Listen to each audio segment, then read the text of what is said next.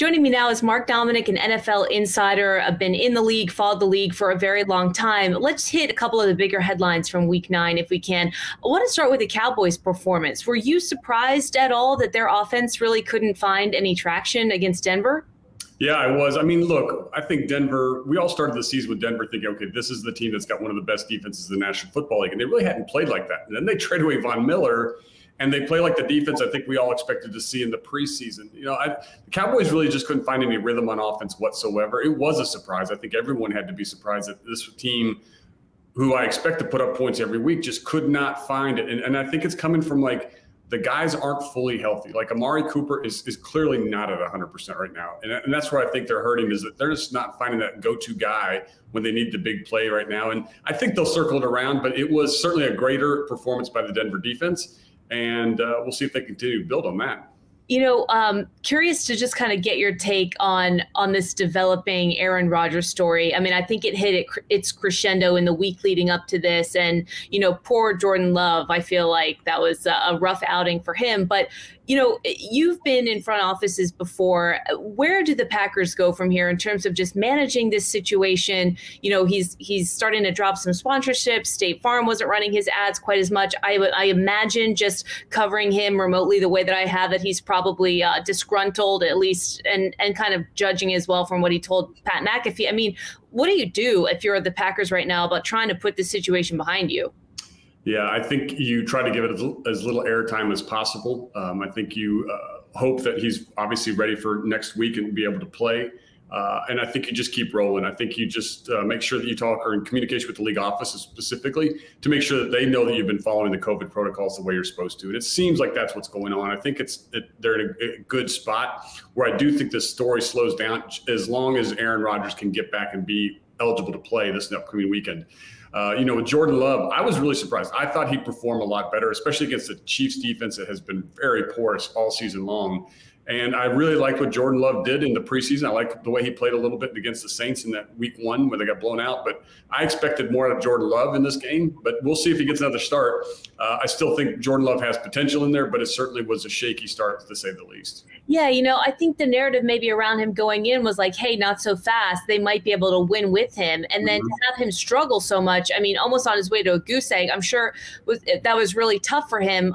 Do you think it was just the pressure leading into the game, developmentally? What did you see? I mean, you mentioned his potential, and I'm sure reps are a big part of that, but you would know better than me. I mean, were there specific things that you saw from him that you can attribute to why it was such a poor outing? Well, I don't think the offensive line played great in front of him. I think interior-wise, they kind of let a lot of pressure through there, which was disappointing. I think that was a little bit of it. Like, I think he was feeling the pressure and not feeling comfortable.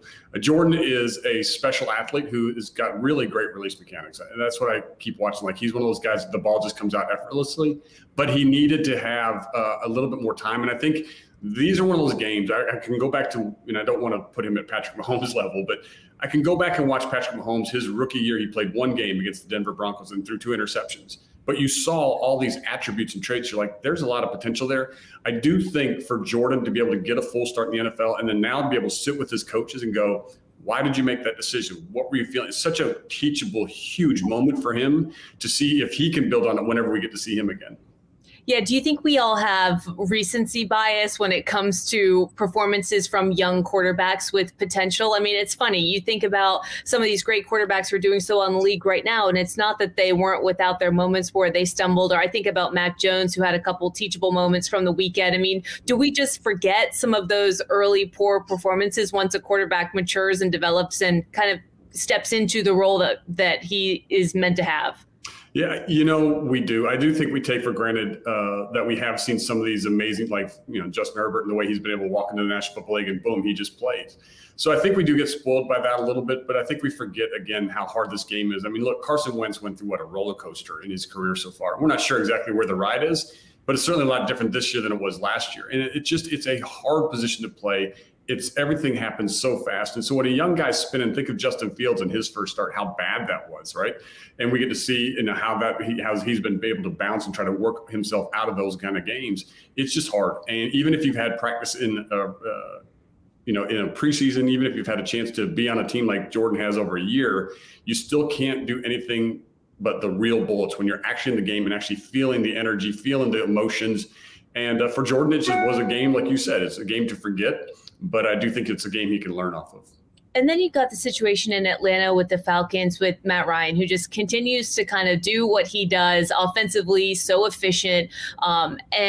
But the identity is a little bit different, I think, at least from this team than maybe in years past, where they were able to win a game late as opposed to just letting the lead slip away, and then eventually give it away. So to be able to kind of salvage their game at the end, where do you think the Falcons organization is in terms of just really kind of reconstructing that culture, that identity of like, oh boy, here we go again, another shoe drop sort of a thing? You know, I think for the Atlanta Falcons, I think Arthur's done a good job. Coach Smith has done a good job of just kind of being consistent. This is not a great football team. I don't even think they may make the postseason. I kind of think they're going to be right on the bubble on the outside looking in. But Matt Ryan gives them a chance every week. And certainly they're going through what's going on with Calvin Ridley and losing a number one wide receiver right now that's dealing with off the field situations. But they got Kyle Pitts correct. Like, that was a very important pick for that football team. And yeah, everybody can sit around and go, well, I knew Kyle Pitts was going to be great. You're still taking him, top 5 in the National Football League. That's hard to do as a tight end. So he's got to come through. It's not like it's like, well, we'll just work through this and manage through it. No, he's got to be an instant impact, and he's been able to be that for them. And so I think him being an outlet, them spreading the ball around, and then certainly what they've been able to do with Cordell Patterson and just resurrecting his career into this multi-purpose weapon has been really fun to watch. A coaching staff actually take players and find positions for them to get production out of them. So good football team. I think they're going to be right on the cusp of the postseason. I don't know if they're going to make it over the top, but certainly a team that's playing better than I thought they would going into this season. Who do you think deserves credit for Patterson's reemergence? I mean, outside of Patterson himself, like what has the difference been there?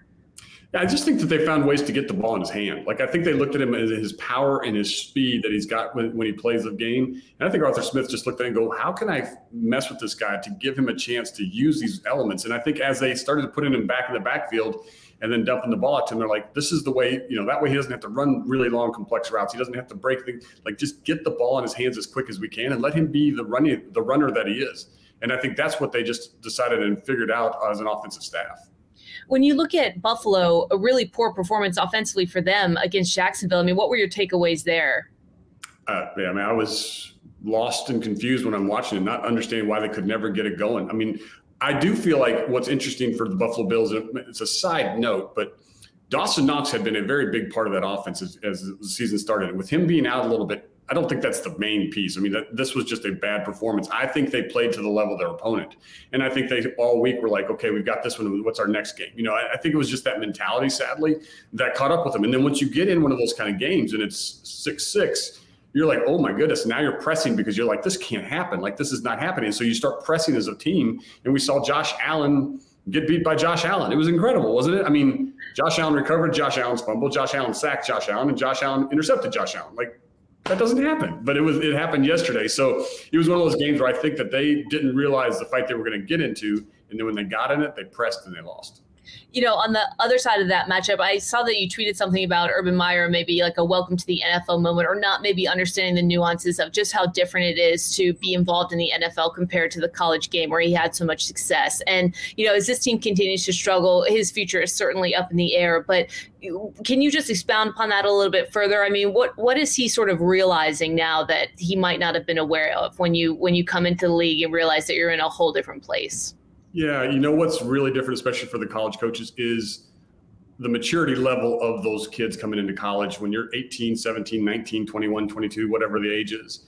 And then you come to the National Football League and you think and you feel like, because I've done it in college and it's worked, I'm going to do the same thing here. And so you're going to treat an 18-year-old like an 18-year-old, but you're now treating that 18-year-old who you think's an 18-year-old like a 28-year-old who's a man who's been through it all, who's got 6 years in the National Football League, been through free agency, knows how to get his body ready, and you start treating him differently. And you're like, whoa, I got this, So that's the thing I think that's hard sometimes for those college coaches to come in and be like, you don't have to put kids' gloves on. Yes, you still have to mature and grow these guys, and you want to build your culture of your program, but you don't have to try to be a tyrant to do that. And I think that's the difference where I think Urban has been humbled by this game. Not that he's not a smart football coach or a great coach or anything like that. He clearly is, but it's just the fact that there's a different approach you have to do with that locker room because you've got 33-year-olds in there, and it's just different. And until you figure that out, it becomes a very hard, culture to build.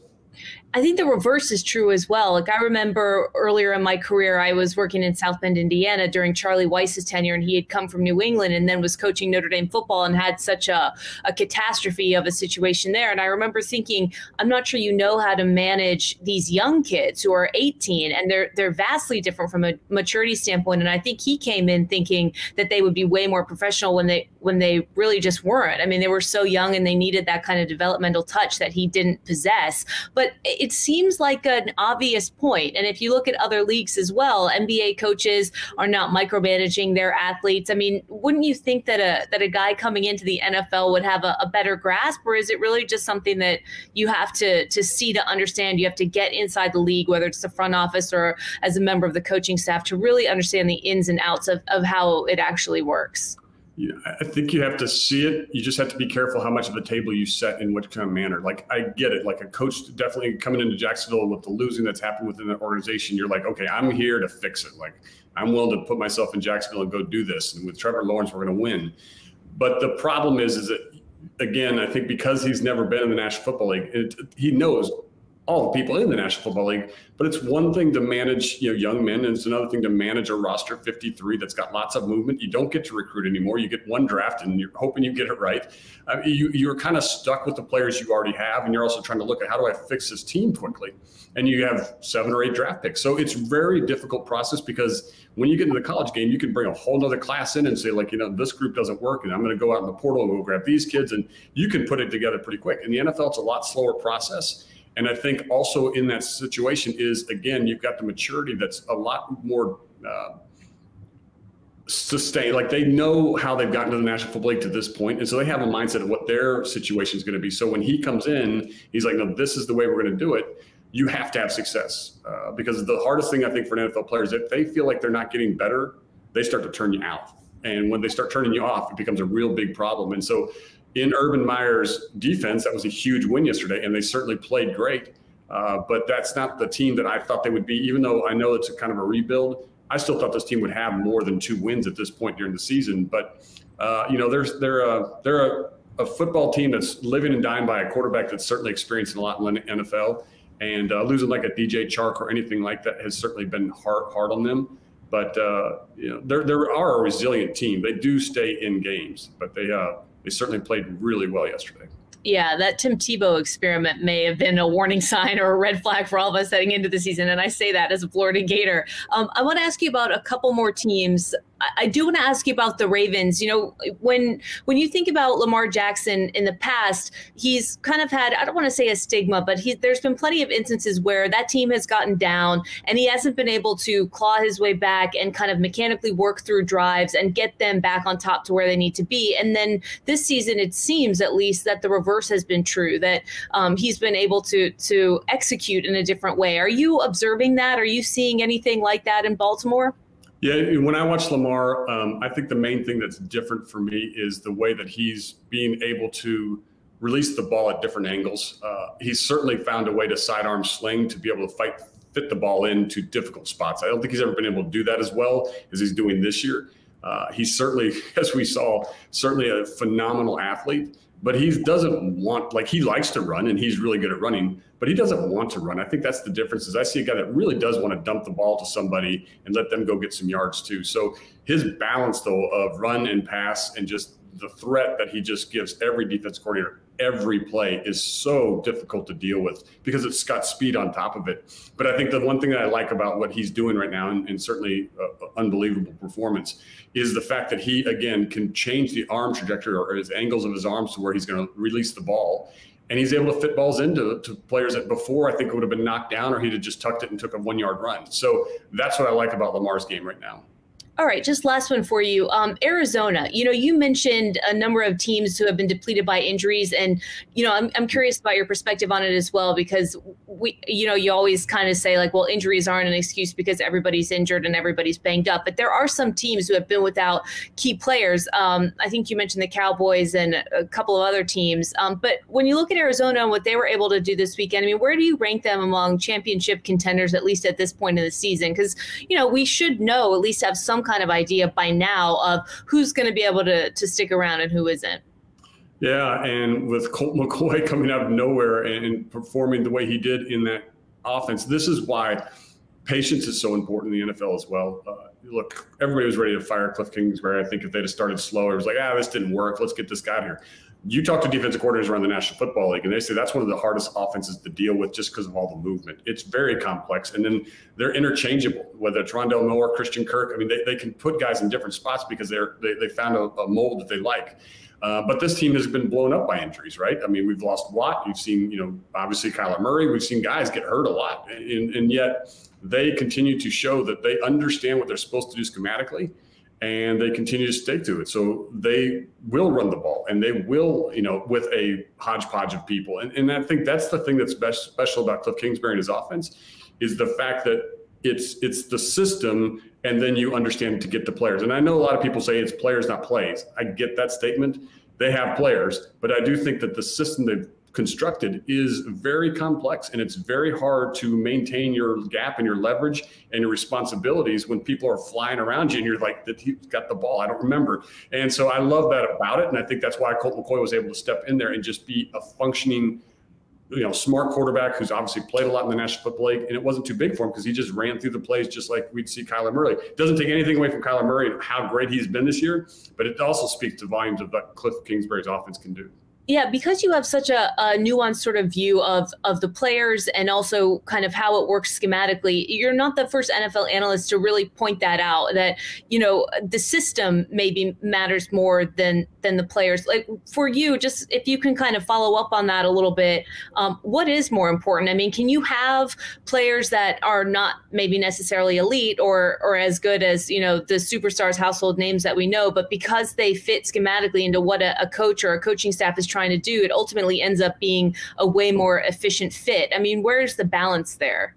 Yeah, I think you can get away with that more on offense than you can defense, quite frankly. I think defense is going to take players. And yes, a good scheme is important and all those kind of things, but you have to have top players just because everything happens so fast and they've got to have the instincts. On offense, I think you can actually rely a little bit more on the scheme and the system. I mean, guys have to catch the ball, guys have to be, the quarterback has to deliver.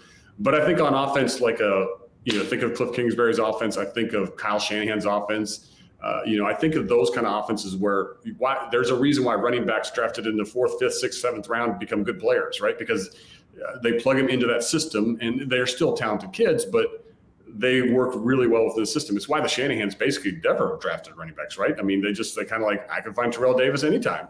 And that's because I think that system works for that. So I do think you can do that more on the offensive side, where on the defensive side, if you don't have players, it's going to be a long night. Mark, thanks so much. Really appreciate the insight. Thanks for being with us. You bet. Thanks for having me on.